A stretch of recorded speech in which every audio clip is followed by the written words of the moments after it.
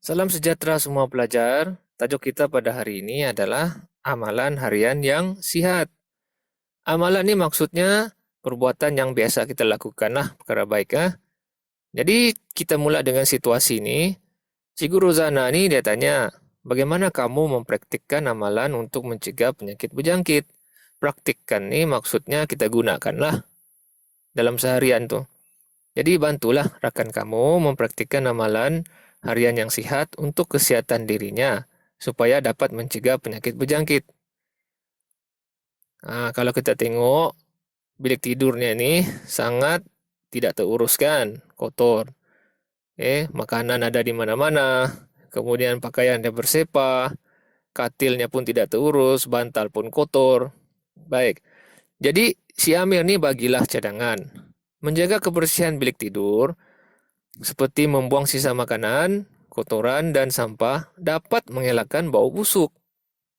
Serangga seperti lipas dan semut tidak akan masuk ke bilik kita.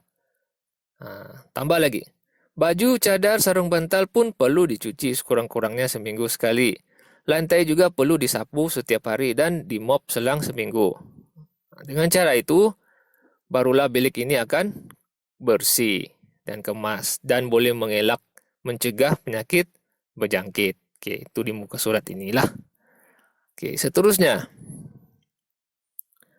Apakah amalan harian lain yang boleh diamalkan untuk menjamin kebersihan diri dan mencegah jangkitan penyakit? Mari kita perhatikan situasi di bawah. Oke. Ibunya cuci tangan, anaknya tengok. Lepas tu anak dia tanya, mengapakah ibu membasuh tangan selepas keluar dari tandas? Oke. Kuman mudah merebak di tempat-tempat yang kotor, ya, termasuk di tandas. Kita mestilah mencuci tangan supaya bersih dan boleh mengelakkan diri daripada penyakit berjangkit. Jadi amalan dia di sini yang kita boleh ikut adalah membasuh tangan selepas keluar dari tandas ataupun sebelum makan. Cucilah tangan. Seterusnya, kalau kita tengok di sini, ibunya sambung lagi lah. Makanan nih kan, tengok terdedah kemudian ada lalat-lalat nih hinggap. Elakkan makan makanan yang terdedah dan dihinggapi lalat. Lalat adalah pembawa penyakit berjangkit karena lalat sering hinggap pada sampah dan kotoran. Jangan lagi makan sekiranya lalat sudah hinggap di makanan kamu lah. Mungkin makanan sudah tercemar. Oke. Baik, apa contoh penyakit bawaan lalat nih?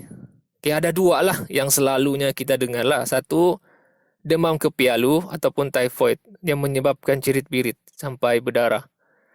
Dan kedua nih yang sering kali nih setiap tahun pun ada penyakit taun. Terutamanya ketika banjir. Musim banjir tuh kan, ini cirit-birit dan muntah, dehidrasi. Dehidrasi ini kekurangan air lah dalam badan. Boleh membawa maut. Jadi itu dua contoh penyakit yang dibawa oleh lalat. Jadi jangan anggap lalat ini perkara biasa. Okay? Oleh itu, kita mesti menutup makanan. Jangan biarkan makanan itu terdedah lah. Kita tutuplah dengan tudung saji. Barulah makanan kamu tuh bebas daripada lalat tuh lah. Mandi menggunakan sabun atau sabun antiseptik dapat membersihkan badan dan menghilangkan kuman yang terdapat pada badan yang berpeluh. Kuman ini boleh menyebabkan gatal-gatal dan penyakit kulit. Antiseptik ini maksudnya bahan kimia yang digunakan untuk membunuh atau mencegah pembiakan bakteria pada permukaan kulit lah. Jadi mandilah menggunakan sabun atau antiseptik. Seterusnya, kita perlu memakai penutup hidung dan mulut semasa wabak penyakit yang merebak melalui udara. Karena penutup mulut itu dan hidung itu menapis udara yang disedot dan dihembus, termasuk mikroorganisme seperti bakteria dan virus. Walaupun tidak 100% dapat menapis, sekurang-kurangnya mengurangkan risiko terkena jangkitan berbanding tidak memakai penutup mulut dan hidung langsung.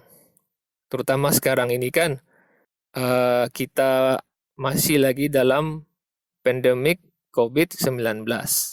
Jadi pakailah penutup mulut dan hidung semasa di luar.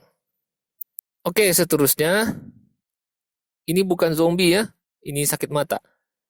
Coba elakkan berada dekat dengan rakan yang dijangkiti penyakit berjangkit. Contohnya konjungtivitis.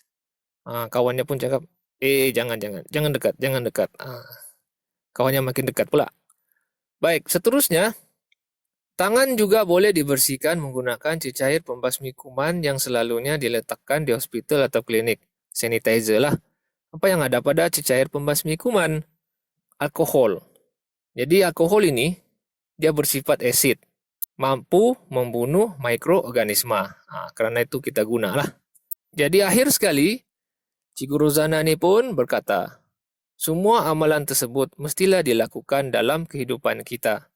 Amalan harian yang sihat ini dapat menjamin kesihatan diri dan mencegah kita daripada dijangkiti penyakit berjangkit. Jadi itu saja tajuk kita pada hari ini. Selamat belajar.